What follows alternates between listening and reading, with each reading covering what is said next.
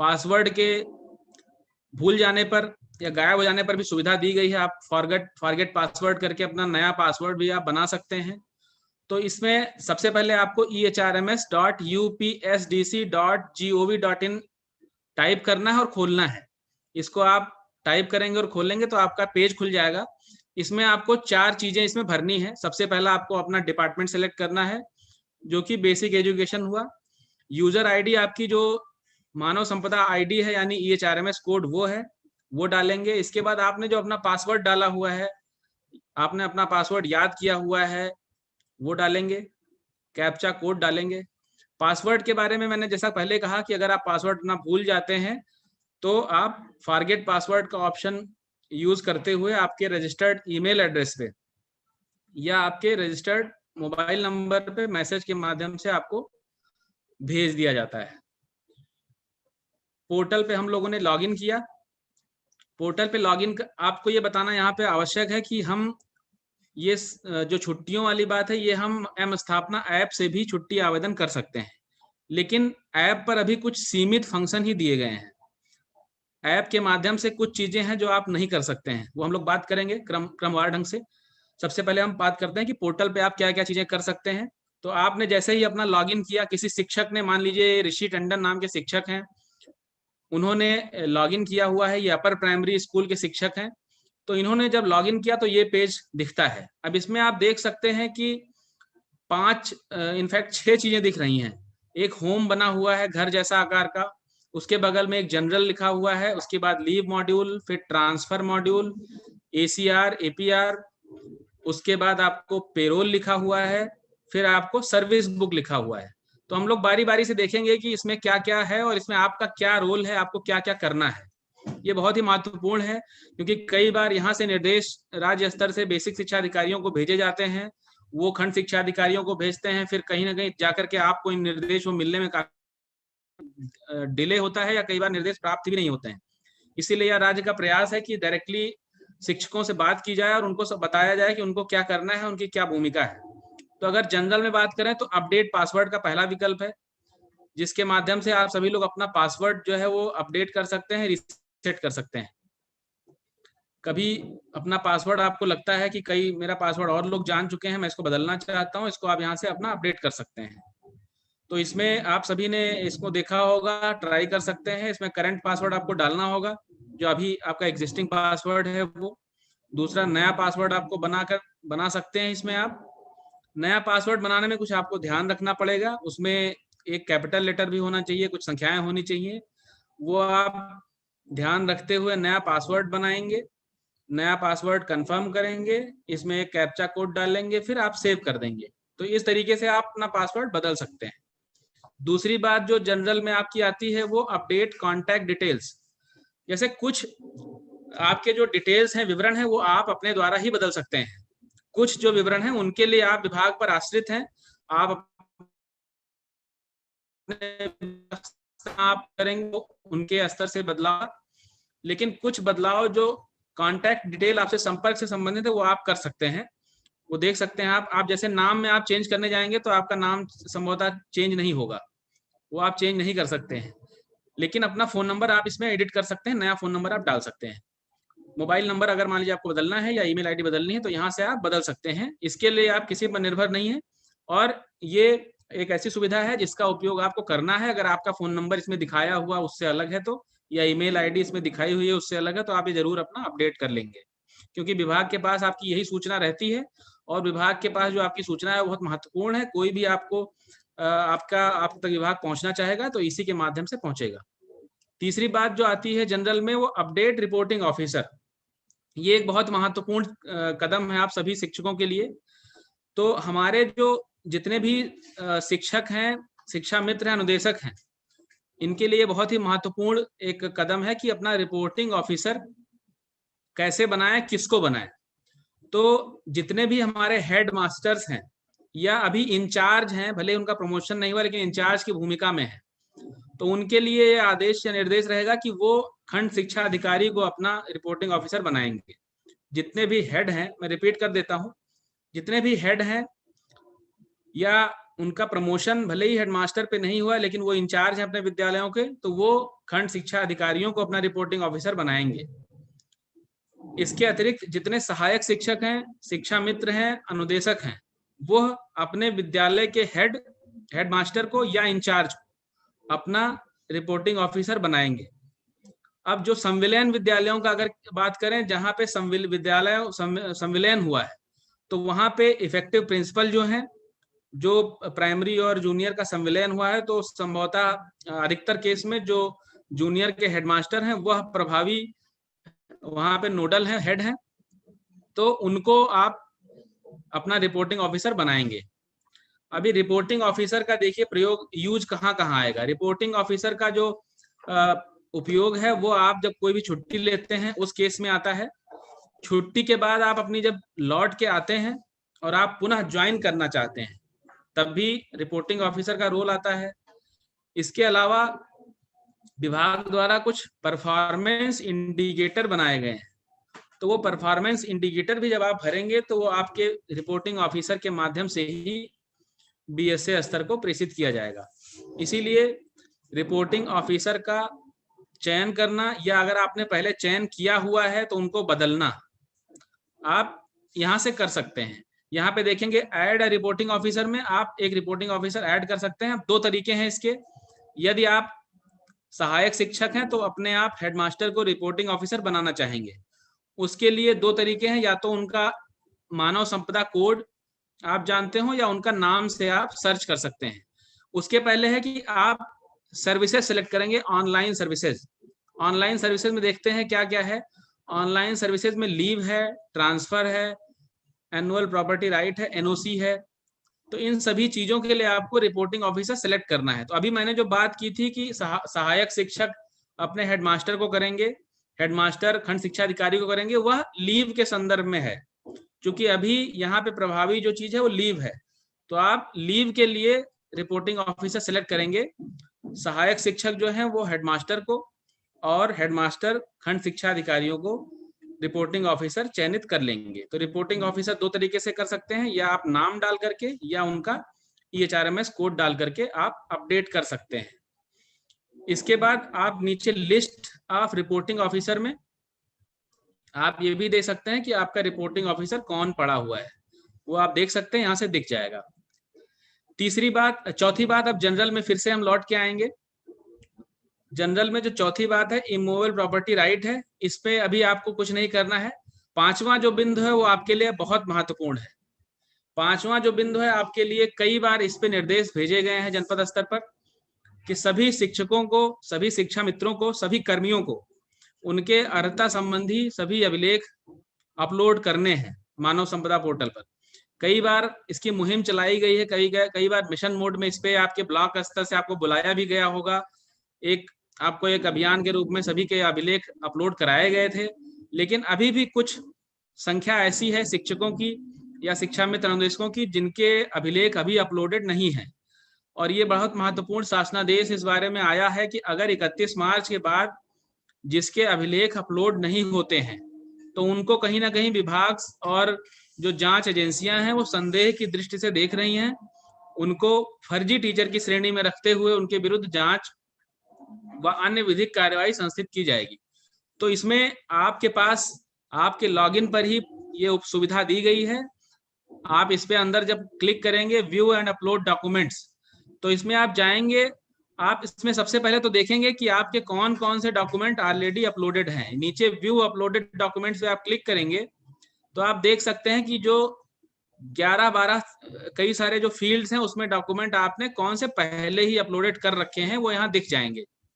तो सबसे दाहिनी तरफ जो इसमें फाइल और एक्शन लिखा हुआ है, इसमें आपके जो डॉक्यूमेंट बहुत पुराने आपने अपलोड कर रखे थे विभाग द्वारा, उनको संग्रहित कर दिया गया है। यानी वहां पे लाल रंग में आपको लिख के आ रहा है आर्काइव्ड।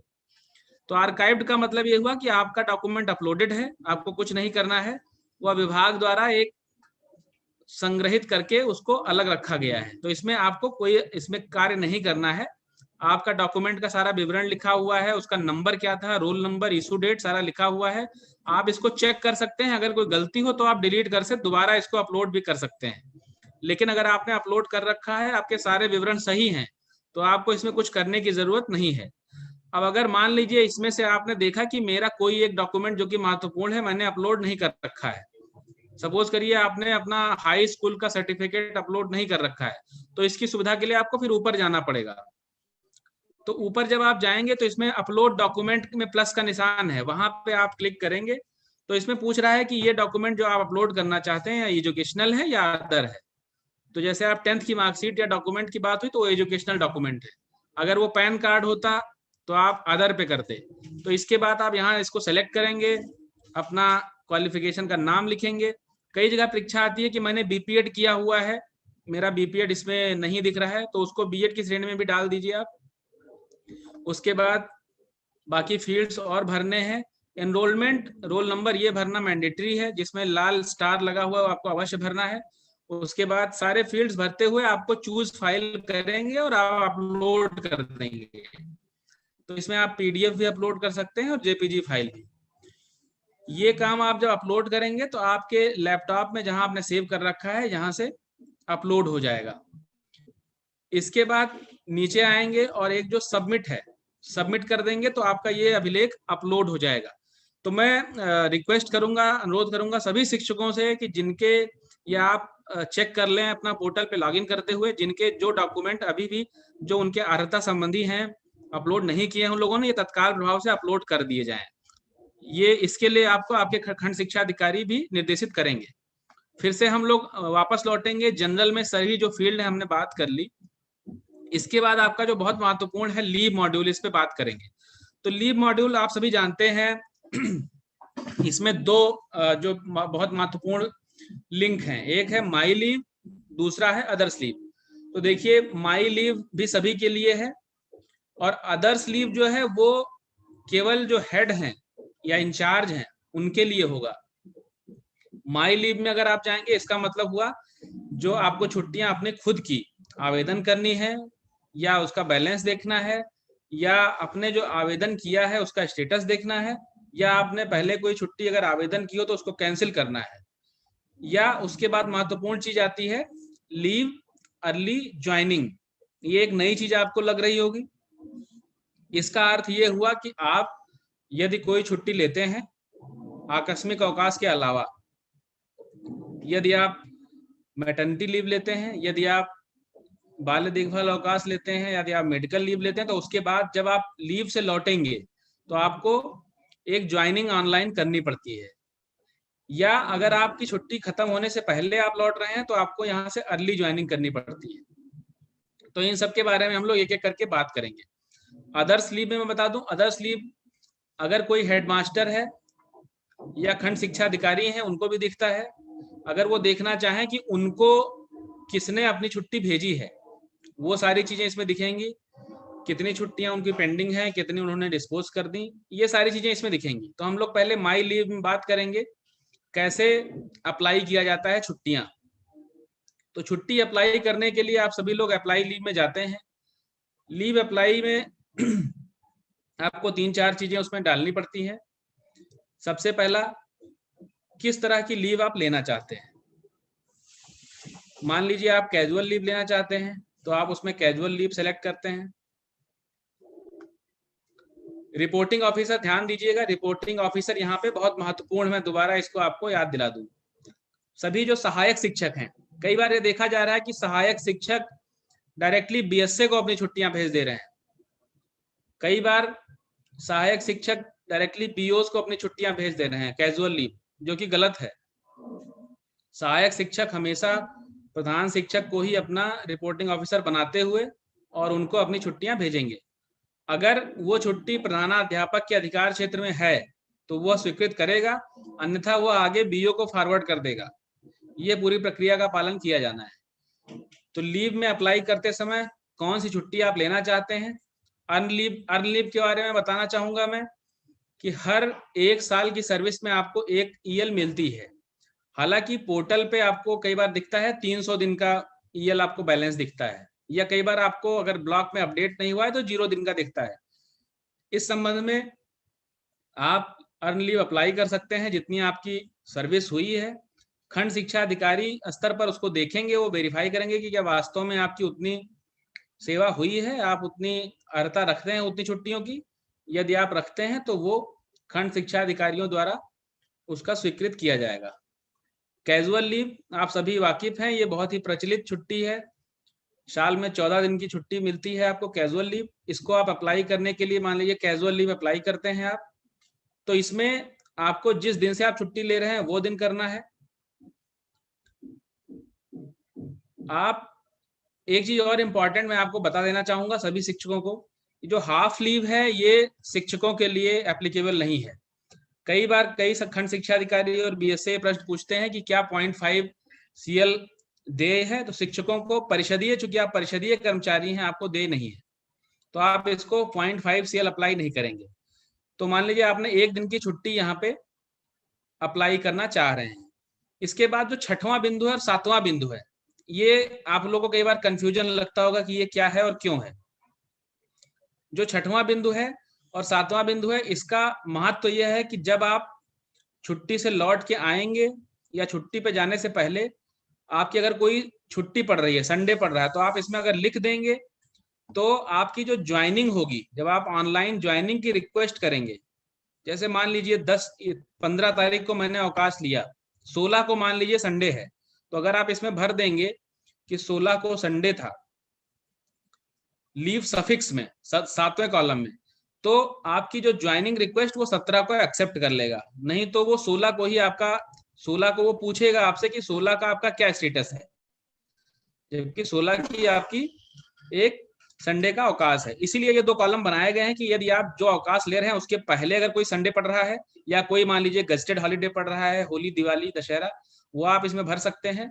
दूसरा, छुट्टी का जो आप पीरियड है उसके बाद अगर कोई अवकाश पड़ रहा है तो वो आप भर सकते हैं। उसके बाद जो ग्राउंड आपने लिखा, यानी जिस आधार पर आप छुट्टी ले रहे हैं, अपना व्यक्तिगत कारण आपका हो सकता है, स्टेशन लीव परमिशन आपको भरनी है, एड्रेस भरना है, चूज फाइल में अपना कोई एप्लीकेशन आपको अपलोड करना है और सबमिट कर देना है। तो ये हुई कैजुअल लीव अप्लाई करने की प्रक्रिया। अब कुछ शिक्षक सोच रहे होंगे कि जब हम एम स्थापना ऐप से CL अप्लाई करते हैं तो हमें सिर्फ फ्रॉम और टू सिलेक्ट करना पड़ता है, ये सफिक्स और प्रीफिक्स नहीं सिलेक्ट करना पड़ता है। तो थोड़ा सा अभी अंतर है, कुछ समय बाद एम स्थापना ऐप पे भी ये सारी चीजें आएंगी, तो जो थोड़ा अंतर है वो धीरे से खत्म हो जाएगा। लेकिन अभी ये थोड़ा अंतर पोर्टल पे और ऐप पे विद्यमान है। यहां से आप सबमिट करेंगे तो आपकी छुट्टी आपके रिपोर्टिंग ऑफिसर को चली जाएगी। अगली बात आती है आपकी कैजुअल लीव के बाद अन्य छुट्टियां। तो जैसे ही कैजुअल लीव का आपका एप्लीकेशन प्रोसेस है, वैसे ही अन्य है। अगला लेकिन महत्वपूर्ण जो 2 और छुट्टियां हैं, वो एक मेडिकल अवकाश है और दूसरा CCL है। तो मेडिकल की अगर बात करें तो मेडिकल अवकाश में आप सभी के काफी सुधार विभाग द्वारा किया गया है। पहले आप सभी को मेडिकल लेने के लिए बहुत सी समस्याएं थी। आप सभी को मेडिकल जब आप लेते थे तो आप एप्लीकेशन आप BRC पे आपको भिजवाना पड़ता था किसी माध्यम से, आप कई बार नहीं जा सकते थे। उसके बाद आपका वेतन रुकता था। जब आप 30 दिन बाद या 45 दिन बाद या 15 दिन बाद दोबारा ज्वाइन करते थे तो आपको वेतन लगवाने के लिए चक्कर काटने पड़ते थे। वो प्रक्रिया काफी हद तक समाप्त की गई है। अभी आप मेडिकल अवकाश फुल पे लीव अगर आप अप्लाई करते हैं, उसमें लेकिन शर्त है, आप मेडिकल लीव अप्लाई करेंगे अपना आवेदन पत्र और डॉक्टर का प्रिस्क्रिप्शन लेटर के साथ। जैसे ही मान लीजिए आपने 15 दिन का मेडिकल लीव अप्लाई कर दिया, तो आपके खंड शिक्षा अधिकारी की जिम्मेदारी होगी कि वो आपकी मेडिकल लीव स्वीकृत कर दें। अगर आप 42 दिन से कम की छुट्टी लेते हैं तो वो खंड शिक्षा अधिकारी के स्तर की है। अगर आप इससे अधिक, तो वो खंड शिक्षा अधिकारी द्वारा BSA को फॉरवर्ड की जाती है। ये छुट्टी खंड शिक्षा अधिकारी स्वीकृत कर देंगे। उसके बाद 15 दिन बाद जब आप स्वस्थ होकर आते हैं वापस, तो आपकी जिम्मेदारी होती है कि आप मानव संपदा पोर्टल से ऑनलाइन ज्वाइनिंग भी करें। ये बहुत ही महत्वपूर्ण है, कई शिक्षकों को अभी इसकी जानकारी नहीं है, इसके अभाव में वो बहुत परेशान हो रहे हैं। अगर आप मेडिकल, CCL, मैटरनिटी से वापस लौटते हैं तो आपको मानव संपदा पोर्टल के माध्यम से ऑनलाइन ज्वाइनिंग करना अनिवार्य है। ऑनलाइन ज्वाइनिंग में आपको फिटनेस सर्टिफिकेट अपलोड करना है। जो फिटनेस सर्टिफिकेट आप पहले फिजिकल फॉर्म में देते थे BRC पे, वो फिटनेस सर्टिफिकेट आपको अब ऑनलाइन ज्वाइनिंग में अपलोड करना है। अभी थोड़ी देर बाद हम लोग ऑनलाइन ज्वाइनिंग आपको दिखाएंगे कैसे करना है।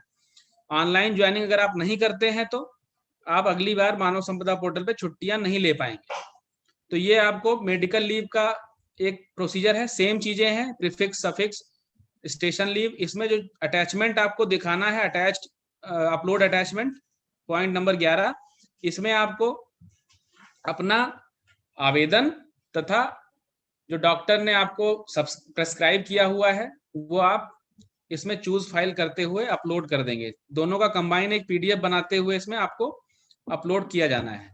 तो आपका मेडिकल और सीसीएल इसी तरीके से अप्लाई होगा। ये आप ध्यान रखिए कि आप सीसीएल जो अप्लाई करते हैं तो उसमें जो रिक्वायर्ड डॉक्यूमेंट है आप सभी को जानकारी है, नहीं तो अपने ब्लॉक स्तर पे पता कर लें आपको उसमें किस आधार पर छुट्टी ले रहे हैं, बच्चे की तबीयत या एग्जाम, उसका डॉक्यूमेंट भी लगाना होता है, अन्यथा वो आपका रिजेक्ट कर देते हैं। इसके बाद हम लोग इसमें छुट्टी जब लेने के बाद ज्वाइनिंग की बात आती है, इसको हम लोग दिखाएंगे।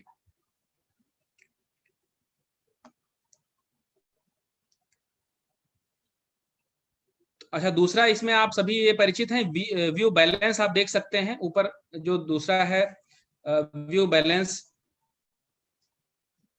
जिसमें आपके सारी छुट्टियां दिखाई गई हैं, कितनी छुट्टियां आपकी बची हुई हैं। तो यहाँ पे एक चीज और ध्यान रखनी है कि कुछ छुट्टियां जो हैं वो परिषदीय शिक्षकों के लिए नहीं होती हैं, तो वो हटा दी गई थी, स्टडी लीव हटा दी गई थी। बाकी कुछ छुट्टियां जो आपके लिए हैं वो आप अवेल कर सकते हैं, अप्लाई कर सकते हैं और उसको खंड शिक्षा अधिकारी द्वारा अप्रूव कर दिया जाएगा। यहाँ पे एक और महत्वपूर्ण बात आती है कुछ ऐसे शिक्षक हैं जिनका अभी लीव बैलेंस अपडेट नहीं किया गया है, तो उनका बैलेंस 0 दिखाता है, यानी ब्लॉक स्तर से उनकी छुट्टियां अभी अपडेट नहीं की गई हैं। ऐसे शिक्षकों को तत्काल अपने बीआरसी पर संपर्क करना है और अपनी सभी छुट्टियां अपडेट करा लेनी है। ये चीज खंड शिक्षा अधिकारियों से भी विभाग ने मांगा है कि कितने ऐसे शिक्षक हैं जिनका आपने लीव बैलेंस अपडेट नहीं किया है, अपडेट नहीं किया है। ये भी पोजीशन विभाग द्वारा मांगी गई है कि कुछ शिक्षकों का विद्यालय के अभिलेखों में जो छुट्टी उन्होंने ली थी वो सर्विस बुक में अंकित नहीं थी।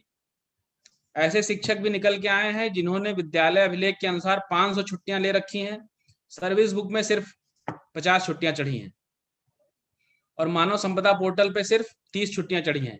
तो ये खंड शिक्षा अधिकारी स्तर से इस पे कार्रवाई हो रही है। जो सही लोग हैं और गलत दोनों तरीके के लोग हैं, कुछ लोग अपनी छुट्टियां जानबूझकर नहीं चढ़वा रहे हैं, उनसे उनको निर्देश रहेगा अपनी छुट्टियां आप सही करवा लें मानव संपदा पोर्टल पर, अन्यथा आपकी भी जवाबदेही इसमें फिक्स होगी।